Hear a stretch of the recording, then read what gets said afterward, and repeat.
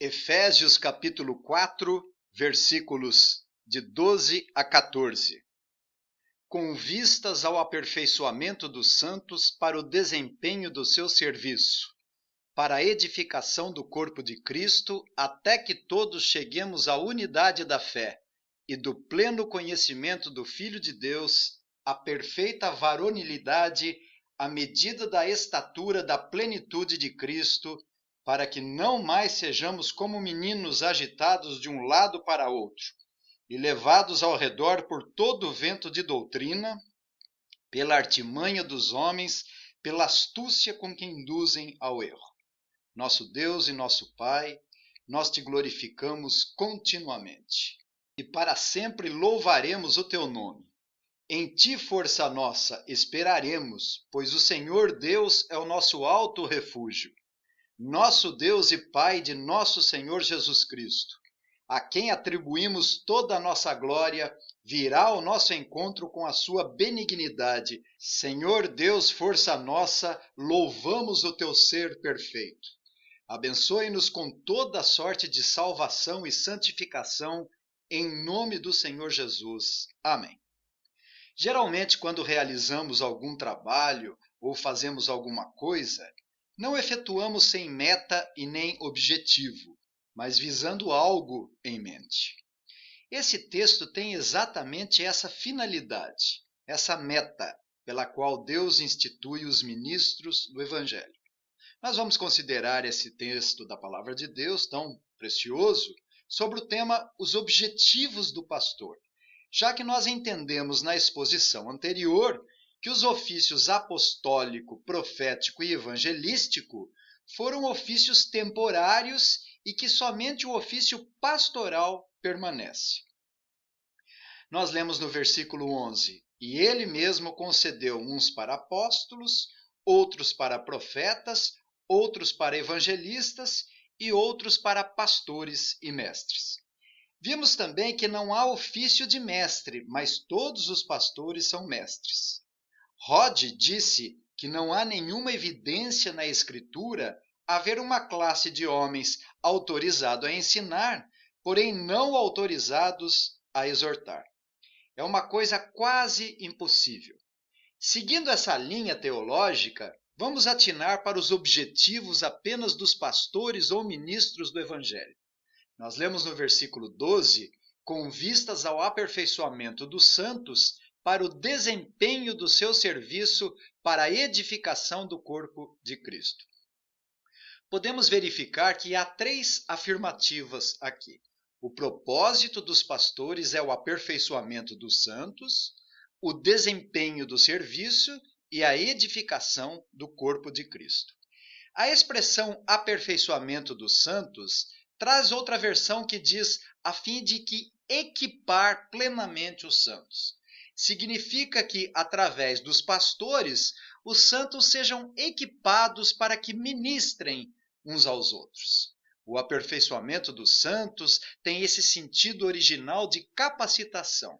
Os pastores, pelo ensino, correção, admoestação, encorajamento, capacitam e equipam os membros do corpo de Cristo. Mas para quê?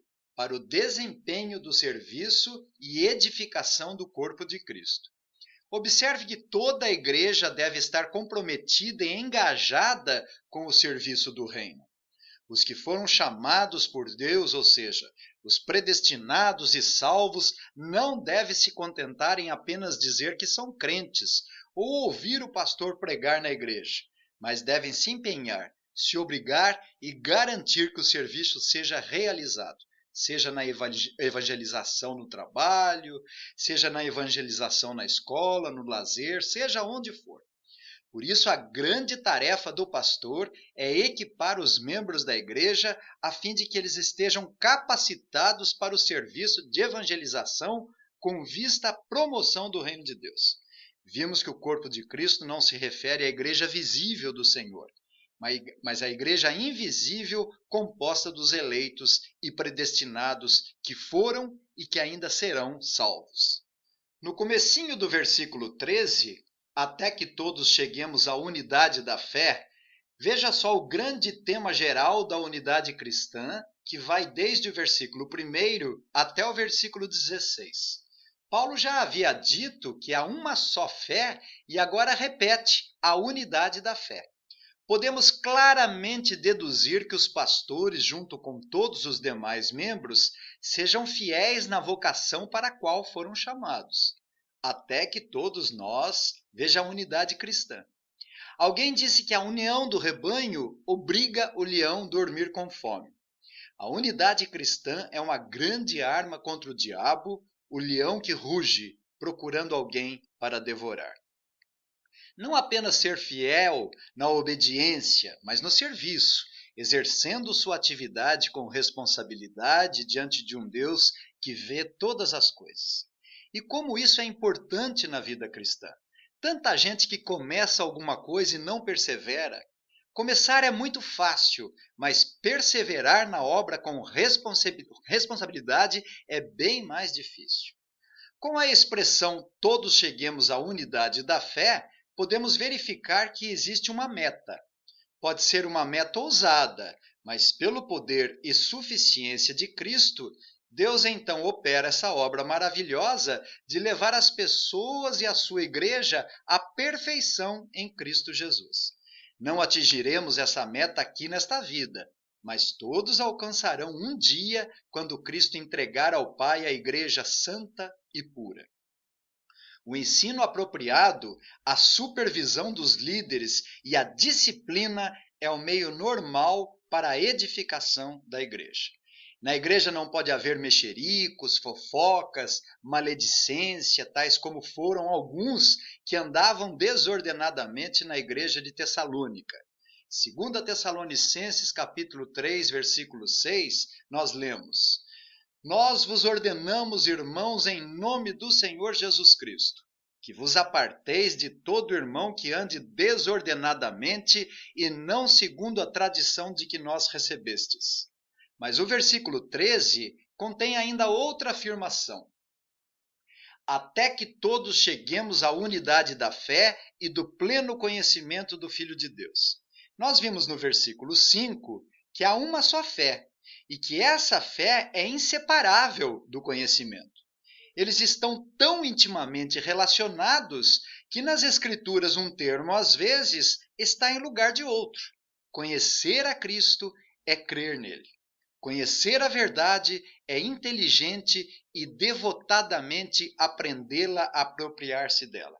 Os testemunhas de Jeová, por exemplo, creem em Jesus, mas não têm uma compreensão correta e suficiente de quem Cristo, o Todo-Poderoso, verdadeiramente é, pois creem nele como criatura. Será isso fé? Uma pessoa ignorante pode dizer: tenho fé em Jesus, sem saber qualquer coisa sobre ele. E isso não é fé genuína. E quando Paulo diz, até que todos cheguemos à unidade da fé e do pleno conhecimento do Filho de Deus, obviamente que esse conhecimento não é pleno no sentido objetivo, porque uma vez que Deus é onisciente, isso é, infinito em sabedoria e perfeito em conhecimento, e nós, naturalmente, finitos e limitados, e já que a fé envolve o conhecimento de Deus e sua obra por nós, obviamente que esse conhecimento não é completo. Davi manifestou grande júbilo no Salmo 139, versículo 6. Tal conhecimento é maravilhoso demais para mim. É sobremodo elevado. Não o posso atingir. Paulo admitiu o finito conhecimento de Deus aos romanos e disse: ó profundidade da riqueza, tanto da sabedoria como do conhecimento de Deus! Quão insondáveis são os seus juízos e quão inescrutáveis os seus caminhos! Quem, pois, conheceu a mente do Senhor? Ou quem foi seu conselheiro? Ou quem primeiro deu a ele para que lhe venha a ser restituído? E esclareceu em 1 Coríntios capítulo 8, versículo 2 e capítulo 2, versículo 11. Se alguém julga saber alguma coisa, com efeito, não aprendeu ainda como convém saber, pronunciando: as coisas de Deus ninguém as conhece, senão o Espírito de Deus. Calvino disse nas Institutas que aquilo que nossas mentes podem abarcar pela fé é em todo sentido infinito, e esse tipo de conhecimento é muito maior que todo entendimento. Daí concluímos que o conhecimento da fé consiste na certeza mais do que na compreensão. Assim, nunca vamos conhecer Deus exaustivamente, mas as Escrituras afirmam, sim, que devemos conhecê-lo. Foi dito a Jeremias para que o povo não se orgulhasse das riquezas, das forças e sabedoria humana. Mas o que se gloriar, disse Deus, glorie-se nisto, em me conhecer e saber que eu sou o Senhor, e que faço misericórdia, juízo e justiça na terra, porque dessas coisas me agrado. Jesus orou dizendo, e a vida eterna é essa, que te conheçam a ti, o único Deus verdadeiro, e a Jesus Cristo a quem enviaste. Está lá em João capítulo 17, versículo 3. Em 1 João capítulo 2, versículo 3, João sustentou, ora, sabemos que o temos conhecido por isso, se guardamos os seus mandamentos. Assim a fé genuína exige um conhecimento certo do amor e da misericórdia de Deus em Cristo Jesus, embora imperfeitamente. Mas ainda o versículo 13 contém uma outra verdade. Nós lemos, até que todos cheguemos à unidade da fé e do pleno conhecimento do Filho de Deus, à perfeita varonilidade, à medida da estatura da plenitude de Cristo. Observe essa expressão, a perfeita varonilidade, à medida da estatura da plenitude de Cristo, que nos dá uma imagem de um homem plenamente desenvolvido, uma pessoa forte, adulta, madura e bem formada, que também pode ser traduzida a uma medida de vida caracterizada pela plenitude de Cristo, que é a perfeita obediência de Cristo. A plenitude de Cristo é o perfeito cumprimento integral da lei realizado por ele. A plenitude de Cristo é a perfeita submissão dele ao Pai. É incrível como alguns acreditam que podemos chegar à perfeição aqui na Terra. Eles pegam versículos como este, até que todos cheguemos à unidade da fé e do pleno conhecimento do Filho de Deus, a perfeita varonilidade à medida da estatura da plenitude de Cristo, e afirmam ser possível a perfeição. Mas conhecendo nosso coração corrompido pelo pecado, não precisamos nos esforçar para verificar que Paulo não se refere a uma perfeição absoluta aqui nessa terra, mas uma santificação que deve ser seguida e aperfeiçoada até a segunda vinda de Cristo em glória. Nosso coração não deseja fazer o bem como esperamos. Romanos 7,15, Paulo foi bem claro quando disse, porque nem mesmo compreendo o meu próprio modo de agir, pois não faço o que prefiro, e sim o que detesto. Portanto, quando Paulo afirmou acerca da perfeita varonilidade à medida da estatura da plenitude de Cristo, não significa que podemos alcançar um estado perfeito nessa vida. Isso será possível nos novos céus e nova terra, onde tudo que se contamina será extirpado. E finalmente temos o propósito no versículo 14. Para que não mais sejamos como meninos, agitados de um lado para o outro e levados ao redor por todo o vento de doutrina, pela artimanha dos homens, pela astúcia com que induzem ao erro. Essa é a meta, que não sejamos meninos, isto é, não podemos esperar durante a vida que persistamos com caráter de menino sem nenhum desenvolvimento. Paulo indica duas marcas típicas de crianças. Uma é a instabilidade. Elas são instáveis. Estão alegres e logo depois choram. Gostam de uma coisa e no mesmo instante já não gostam mais. E por isso são meninos, agitados de um lado para o outro. Outra característica que Paulo menciona aqui é a suscetibilidade ao erro.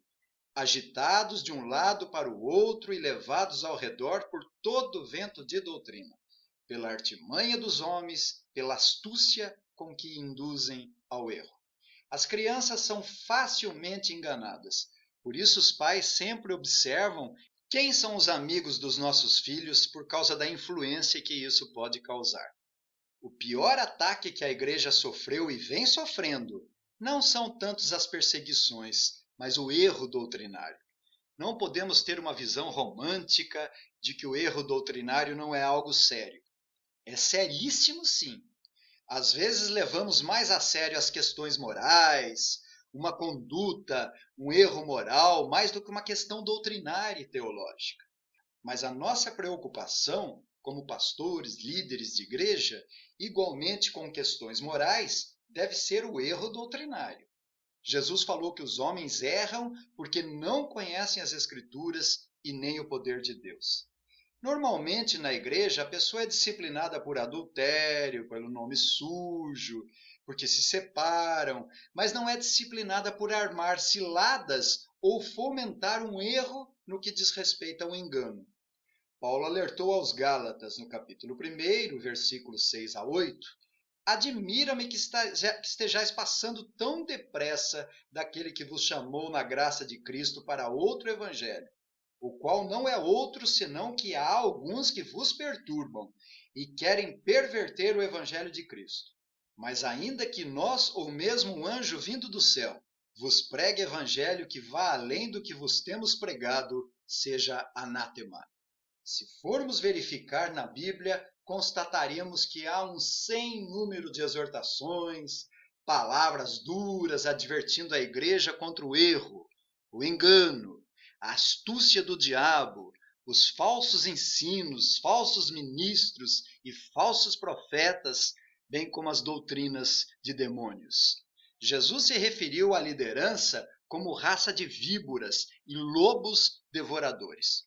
O diabo, nosso adversário, é astuto e ativo para promover o pecado do erro, que milita contra a verdade, estabelecendo estratagemas para promover o engano e a mentira.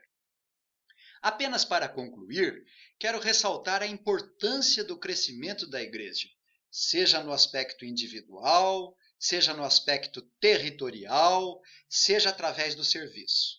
Observe a unidade do nosso texto, porque fazer, trabalhar, sem se preocupar com o crescimento espiritual é ativismo religioso. Jesus falou: ai de vós, escribas e fariseus hipócritas, porque rodeais o mar e a terra para fazer um prosélito, e uma vez feito, o tornais filho do inferno 2 vezes, mais do que vós. E advertiu seriamente para o perigo do autoengano. Muitos naquele dia hão de dizer-me: Senhor, Senhor, porventura não temos nós profetizado em teu nome? E em teu nome não expelimos demônios? E em teu nome não fizemos muitos milagres? Então lhes direi explicitamente: nunca vos conheci. Apartai-vos de mim, os que praticais a iniquidade. Devemos nos preocupar com a maturidade espiritual, o avanço do reino de Deus, o crescimento da igreja, a unidade dela. Se Deus quiser, nós vamos tratar daquilo que Paulo vai dizer na próxima exposição, se Deus permitir. Mas seguindo a verdade em amor, cresçamos em tudo naquele que é a cabeça, Cristo, de quem todo o corpo, bem ajustado e consolidado pelo auxílio de toda a junta, segundo a justa cooperação de cada parte, efetua o seu próprio aumento para a edificação de si mesmo em amor. A grande lição do nosso texto é o dever de alcançar a maturidade cada vez mais. E como isso é possível? Por que devemos deixar de ser meninos agitados de um lado para o outro e levados ao redor por todo o vento de doutrina, pela artimanha dos homens, pela astúcia com que induzem ao erro? Em primeiro lugar, porque é pecado de desobediência. Um menino é ignorante, não tem discernimento, não tem sabedoria, é influenciável, aceita tudo que falam, não tem noção de perigo, não tem autoridade. Um menino não percebe o perigo. Você não nota a diferença de um moralista, de um ativista religioso e um menino novo na fé e que ainda carrega muitas coisas do velho homem. Devemos usar os meios de graça que Deus nos disponibilizou. Estudar a Bíblia, se expor à pregação do Evangelho, recorrer aos comentários bíblicos, aos catecismos, que nos ajuda a compreender a lei. Devemos cultuar a Deus sem hipocrisia, trabalhando na seara do Senhor.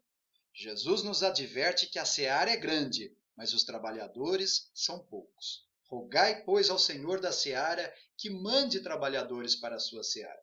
Que Deus nos dê a graça de trabalharmos para o crescimento do reino de Deus, da unidade e o nosso próprio crescimento individual, com vistas ao aperfeiçoamento dos santos, para o desempenho do seu serviço, para a edificação do corpo de Cristo, até que todos cheguemos à unidade da fé e do pleno conhecimento do Filho de Deus, à perfeita varonilidade, à medida da estatura da plenitude de Cristo, para que não mais sejamos como meninos, agitados de um lado para outro e levados ao redor por todo o vento de doutrina, pela artimanha dos homens, pela astúcia com que induzem ao erro. Que o Senhor nos abençoe. Amém.